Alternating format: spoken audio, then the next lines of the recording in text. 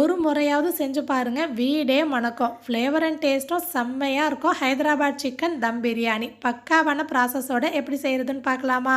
நம்ம இன்றைக்கி 1 கிலோ பிரியாணி பண்ண போகிறோம். அதுக்கான மெத்தடை வீடியோவில் பார்ப்பீங்க. தேவையான அளவு பொருள் எல்லாத்தையும் ஃபஸ்ட் கமெண்ட்டில் தெளிவாக பின் பண்ணியிருக்கேன். முதல் ஸ்டெப், ஃப்ரைட் ஆனியன் தேவைப்படும். வெங்காயத்தை ஸ்லைஸ் பண்ணிவிட்டு ஹை ஃப்ளேமில் எண்ணெயோட சூடு அதிகமாக வந்ததுக்கப்புறம் வெங்காயத்தை போட்டு இந்த மாதிரி டார்க் கலரில் கருக விட்டுறாமல் ஃப்ரை பண்ணி எடுக்கணும். பிளேட்டில் கொட்டி தடவி வச்சிங்கன்னா ஆறுனதுக்கப்புறம் மொறுமொறுப்பாயிடும். அரிசி 1 கிலோ, சிக்கன் 1 கிலோ எடுத்திருக்கேன். மசாலா பெரட்டி வைக்க புதுசாக அரைச்ச இஞ்சி பூண்டு பேஸ்ட் எடுங்க, நல்லாயிருக்கும். அது கூட பட்டை, கிராம்பு, ஏலக்காய், ஷாய் ஜீரா, பச்சை மிளகாய் இடித்து நறுக்கி இல்லை கீரி சேர்த்துக்கலாம். காரம் இறங்கும். நான் பிள்ளைங்களுக்காக முழுசாக சேர்த்துருக்கேன். மல்லி இலை, புதினா இலை, மஞ்சள் தூள், பிரியாணி மசாலா, காஷ்மீர் மிளகாய்த்தூள், எலுமிச்சை பழசாறு. நல்லா வெதுவெதுப்பான பாலில் குங்குமப்பூ சேர்த்து 1 கப் மிக்ஸ் பண்ணி வச்சுருக்கேன். அதில் பாதி மட்டும் சேர்க்கலாம், மீதியாக தம் போடும்போது சேர்த்துக்கலாம்.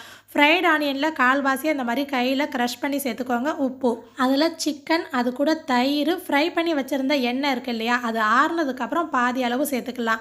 எல்லாத்தையும் சிக்கனோட நல்லா பெரட்டி எவ்வளோ நேரம் ஊற வைக்கிறோமோ அந்த அளவு டேஸ்ட் கொடுக்கும். ஓவர் நைட் வைக்கிறதா இருந்தால் ஃப்ரிட்ஜில் வச்சுக்கோங்க. நான் 4 மணி நேரம் ஊற வச்சுருந்தேன். பிரியாணி செய்ய 1 மணி நேரத்துக்கு முன்னாடி அரிசியை ஊற வச்சா போதும். இந்தியா கேட் கிளாசிக்கில் பாஸ்மதி அரிசியை முதல்ல இந்த பாத்திரத்தில் கொட்டி அளந்திருக்கேன். நீங்கள் எவ்வளோ அரிசி எடுத்தாலும் ஃபஸ்ட்டு இந்த மாதிரி அளந்துட்டு அதுக்கப்புறம் தாராளமான பாத்திரத்தில் 2-3 தண்ணியில் நல்லா களைஞ்சிட்டு 3வது தண்ணியில் அரை மணி நேரம் ஊற வச்சிடலாம். அரை மணி நேரத்துக்கு அப்புறம் அகலமான பாத்திரத்தில் தாராளமாக தண்ணி வச்சு உப்பு, மல்லி இலை, புதினா இலை, பட்டை, கிராம்பு, ஏலக்காய், ஷாய் ஜீரா, அரைமுடி எலுமிச்சை பழசாறு, வெங்காயம் ஃப்ரை பண்ண எண்ணெயிலேருந்து கொஞ்சமாக சேர்த்துட்டு நல்லா கொதி வந்ததுக்கப்புறம் ஊற வச்சிருந்த அரிசியை தண்ணியை வடிய விட்டு சேர்த்துடலாம். இன்னொரு பக்கம் ஸ்டவ் ஆன் பண்ணிவிட்டு பிரியாணி சட்டியில் மசாலா பெரட்டின சிக்கனை சேர்த்து கிண்ட வேணாம், கிளற வேணாம், அப்படியே மூடி வச்சிடலாம். இப்போது லெமன் தோலை வெளியில் எடுத்துட்டு அரிசி சேர்த்து நீங்கள் எவ்வளோ சமைச்சாலும் சரி கரெக்டாக 3 நிமிஷம் தான் அரைவேக்காடாக இருக்கும் இல்லையா, அந்த அரிசியை அடி லேயராக சிக்கனுக்கு மேலே பரப்பு நாப்பில் வச்சுருங்க, அமுக்க வேணாம்.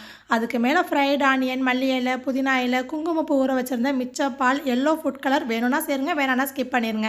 பிரியாணி மசாலா, நெய் போட்டிருக்கேன். முதல்ல அரிசி அளந்தோம் பாருங்கள், அந்த பாத்திரத்தில் அரிசி கொதித்த தண்ணியிலேருந்து கால்வாசி மட்டும் மேலே சேர்த்துட்டு அதுக்கப்புறம் மிச்சம் இருந்த அரிசி கரெக்டாக மறுபடியும் 3 நிமிஷம் கொதிக்கணும். அந்த அரிசி 80% வெந்திருக்கும். அதை செகண்ட் லேயராக மேலே போட்டுடலாம். முதல்ல என்னென்ன பொருள் சேர்த்தனோ அதே போல் ரிப்பீட் பண்ணிவிட்டு தம் போட்டுடணும். 5 நிமிஷம் ஹை ஃப்ளேமில் ஒரு தோசைக்கல்லை நல்லா சூடு பண்ணிவிட்டு அதுக்கப்புறம் ஸ்டவ் சிம்லேயே வச்சு 30லேருந்து 40 நிமிஷம் சிம்லேயே இருக்கணும். அதுக்கப்புறம் ஸ்டவ் ஆஃப் பண்ணி 10 நிமிஷம் கழித்து தான் ஓப்பன் பண்ணணும். தம்லேயே தான் சிக்கன் வேகணும். அதுக்கு தான் 30 நிமிஷம் டைம் கொடுக்கணும். இந்த மாதிரி ஷார்ப்பான கரண்டி வச்சு மிக்ஸ் பண்ணிட வேணாம், இப்படி அலேக்காக கிளறி விடுங்க.